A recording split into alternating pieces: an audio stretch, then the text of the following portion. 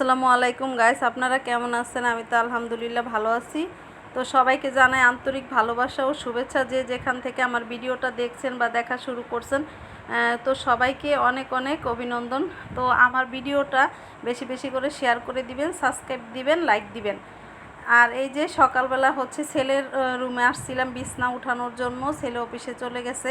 আর আমি মুসুরিটা খোলার পরে চাদরটা একটু ভাঁজ দিছি, আর ওরা এই যে দুষ্টামি করতেছিল আইসা, তো আমি হচ্ছে বৈশা বৈশা দেখতেছি ওদেরকে। খেলাধুলা দেখতে কিন্তু আমার কাছে অনেক ভাল লাগে, কিন্তু ভালো লাগলে কি হবে, এমন একটা কাজ করে ওরা, সেটা তো আর সহ্য করতে পারতেছি না। এখন একটু বড় হয়েছে, এখন হচ্ছে ভাত খাওয়া ধরছে ওরা। মার সাথে সাথে ওরাই হচ্ছে একা একাই, আরও মনে করেন কি বলবো, 27 দিন আগে থেকেই ওরা ভাত খায়। আমি তো দেখে অবাক হয়ে গেছি যে এত ছোট বাচ্চা এখনই ভাত খাওয়া শুরু করে দিছে। যাই হোক, ওরা ভাত খেয়ে খেয়ে হচ্ছে খাটের নিচে যে হচ্ছে হাগু করে, আর আমার ডাইনিং টেবিলের নিচেও যে হাগু করে। এখন কি বলবো, ওদের এই বাথরুমের গন্ধে মানে ঘরের ভিতর থাকা যায় না। আর বিড়ালের বাথরুম তো খুবই বিশ্রী গন্ধ, যারা বিড়াল পালেন তারা অবশ্য জানেন। আর আমি হচ্ছে নোংরা টোংরা একদম থাকতে পারি না, আমার শরীর গিনগিন করে, শরীরে সমস্যা হয় বিড়ালের এই অবস্থা দেখলে। এখন কালকে হচ্ছে ভাত খাইতে বসছি আমরা রাত্রে, তো ডাইনিং টেবিলের নিচে যে হচ্ছে খাইতেছি, তখন সেই অবস্থা ওর বাবা যে এখানে বসছে সেই চেয়ারের নিচে যে হচ্ছে একদম পটি করে দিছে। আর গন্ধে তো ওর বাবা ভাত খেতে পারেনি, একদম ঘর থেকে বের হয়ে রান্না করে চলে গেছে। আর এখন কি বলবো, এখন এই বিড়ালটা হচ্ছে মূলত আমাদের না, আমাদের বাড়ির বিল্ডিংয়ের পাশের বিল্ডিংয়ে হচ্ছে 3তলাতে একটা মানে ভাবি থাকে, তো ওনাদের বিড়াল আমাদের বাসায় আসে। এখন উনি হচ্ছে একদিন দুষ্টামি করে বিড়ালটাকে বলছিল, আপনারা শুনলে অনেকটা অবাক হবেন, আমিও নিজেই অবাক হই, মাঝে মধ্যে ভাবি যে মানুষের মতো ওরা অনেক কিছু বুঝে, ওদেরকে কে ভালোবাসে কে কী বলে ওরা সব কিছু বুঝে। এখন উনি হচ্ছে দুষ্টামি করে রোজার ঈদের হচ্ছে আগে, ওর যখন এই বাচ্চাগুলোর আগে আরেকটা মানে বেবি ছিল পেটে, তখন বলছে যে আমাদের বাসায় হচ্ছে তুমি বাচ্চা দিবা না, তোমাকে মারবো, তুমি মেঘলাদের বাসায় বাচ্চা দিবা, আমার মেয়ের নাম হচ্ছে মেঘলা। তো এটা বলার পরে হচ্ছে বিড়ালটা এই রোজার ঈদের 3 দিন আগে আমরা হচ্ছে দেশে চলে যাব ঈদ করার জন্য, তখন ও হচ্ছে আমাদের যে বাথরুমের ফচ্ছাদ সেখানে উঠছে বাচ্চা দেওয়ার জন্য। ওর তখন একদম টাইম ঠিক ওই দিনই বাচ্চাটা দিছে ও। তো আমরা হচ্ছে ওকে অনেক কষ্টে উপর থেকে নামিয়ে রেখে গেছি, যেহেতু আমরা চলে যাব, বুঝতে পারিনি ও এখানে থাকলে ওকে কে খাবার দিবে, মরে যাবে, সেই জন্য ওকে না বের করে আমার হাজব্যান্ড তারপরে চলে গেছি।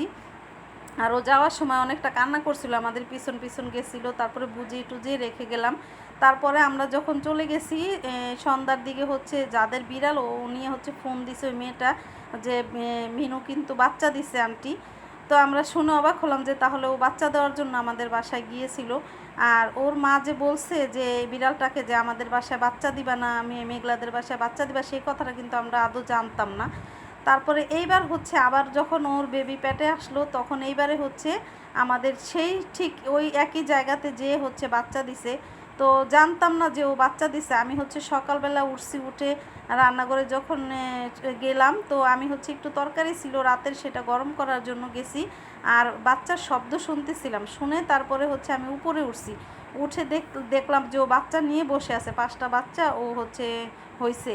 তো এই বাচ্চাগুলোকে তো আর এখন ফেলে দেওয়া যায় না, কি করব। তো সারাদিন ওখানে ছিল। তো আমার হাজব্যান্ড যখন না সরি, আমার হাজব্যান্ড সেদিন বাসায় ছিল। তা আমি হচ্ছে ওকে ডাকছি, ডেকে আমার মেয়েকে ডেকে বললাম যে দেখো বিড়াল কিন্তু উপরে বাচ্চা দিছে, এই অবস্থা।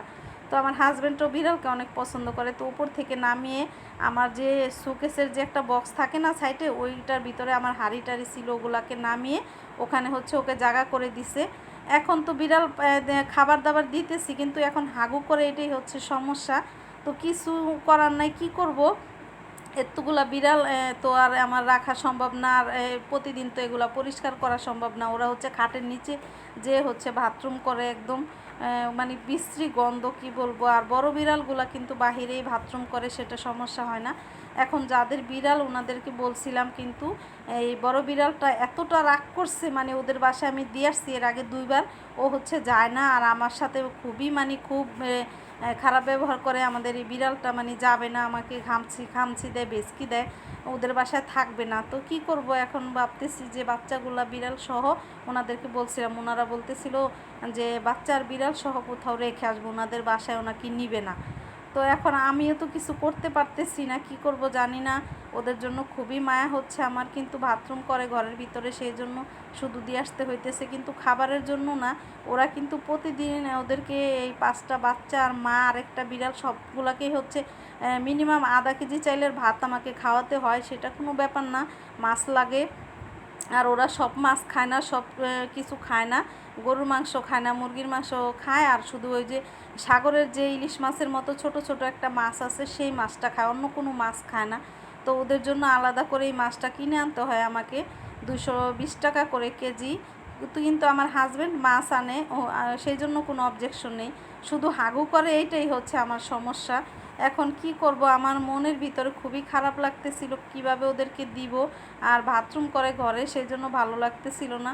তো এখন উনি হচ্ছে শনিবারে বলতেছিল নিয়ে নাকি এটাকে কোথাও রেখে আসবে, আমারও মায়া হচ্ছে। তো কি করব আপনারা একটু বলে দেন, আমার খুবই খারাপ লাগতেছে বাচ্চাগুলোর জন্য, আর হাগু করে, সেই জন্য এই সমস্যা।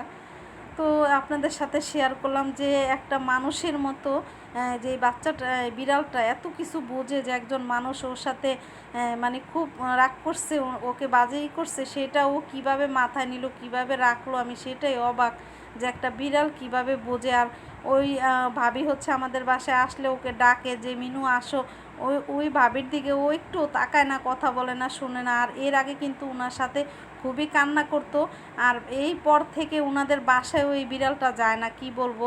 উনি এত ডাকাডাকি করে, ওনার দিকে তাকায়ও না, আর ওনাদের বাসায় কিন্তু যায় না। এর আগে কিন্তু ওনাদের বাসায় থাকতো, ছাদ দিয়ে হচ্ছে আমাদের বাসায় আসতো আর চলে যেত, কিন্তু এখন টোটালি ওনাদের বাসায় যাওয়া একদম বন্ধ করে দিছে এই বিড়ালটা। তো আমি জানি না যে এই বিড়ালটা কি বুঝে, আর ওর ভিতরে কি আছে যে মানুষের ভাষা বুঝে। আমরা যদি রাগ করে কিছু বলি সেটাও ও বুঝে, ও মানে কান্না করে না, একটু মনটা খারাপ করে থাকে, সেটা বুঝি। তো যাই হোক, কি বলবো, কিছু বলার নেই, মানুষের থেকেও মানে অনেক বেশি বুঝে ওরা, তাই ওদের সাথে খারাপ ব্যবহার না করাই ভালো। তো অনেকে হচ্ছে না বুঝে ওদের সাথে অনেক খারাপ ব্যবহার করে। আর ও যদি বেটা মানে পুরুষ বিড়াল হতো তাহলে আমি কখনো ওকে দিতাম না, আমার বাসাতেই রাখতাম। আর ও হচ্ছে মেয়ে বিড়াল, 3 মাস পর পর 2 মাস পর পর নাকি ও বাচ্চা দেয়, আমি গনে রাখি না, কিন্তু এখন তো ও 5-6 বার হচ্ছে বাচ্চা দিয়ে দিছে। আর এত বাচ্চা তো আর রাখা সম্ভব না, ওনারা হচ্ছে ফেলে দিয়ে আসে বাচ্চাগুলা। তো এখন যাই হোক, বাচ্চাগুলাকে ফেলে দিতে হবে।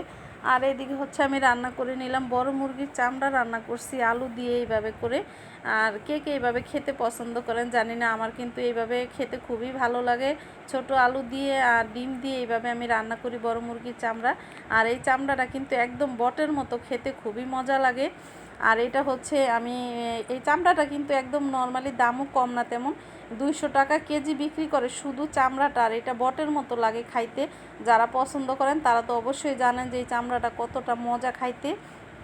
আর এই চামড়ার সাথে হচ্ছে ডিম থাকে, গিলা কলিজা থাকে। তো এটা বড় সাইজের যে 7-8 কেজি মুরগি, সেই মুরগির চামড়া। আর এই চামড়াটা কিন্তু দাম একদম 200 টাকা করে বেচে কেজি শুধু চামড়া। আর আপনি যদি একটা চামড়া আনেন গিলা কলিজা সহ, তাহলে কিন্তু 150 টাকা বা 70-80 টাকায় আনা যায়। তা আমি হচ্ছে 160 টাকা দিয়ে এনেছিলাম। খেতে কিন্তু ভীষণ মজা, আমি এইভাবে রান্না করে খাই। তো সবাই যার যার ভালো লাগে আর কি, সে এইভাবে খেতে পারেন রান্না করে ডিম সাথে দিয়ে, তাহলে কিন্তু সুন্দর মানে রান্নাটা খেতেও অনেক মজা হয়। আর দেখতেও কিন্তু তরকারিটা খুবই কালারফুল হয়েছে। আর যে রান্না করার পরে যে তেল বের হয়, এটা থেকে অনেকটা তেল বের হয়, কিন্তু আমি কিন্তু সেই তেলটা উঠিয়ে এক সাইডে করে রেখে দিই। এতটা তেল দিলে তো খাওয়া যায় না, সেজন্য তেলটা উঠিয়ে রাখি। আর এই তো অল্প করে একটু খিচুড়ি রান্না করছিলাম, ওর বাবা যেহেতু বাসায় নেই, আমরা 3 জন খাবো, আমার ছেলে, আমি আর আমার মেয়ে। তো সেই জন্য এখানে 1 পট চাল দিছি, আর হচ্ছে 2 কাপের মতো ডাল দিছি, দিয়ে অল্প পরিমাণে খিচুড়ি রান্না করছি। এটাই হচ্ছে আমাদের জন্য অনেকটা থেকে যাবে। তো খিচুড়ি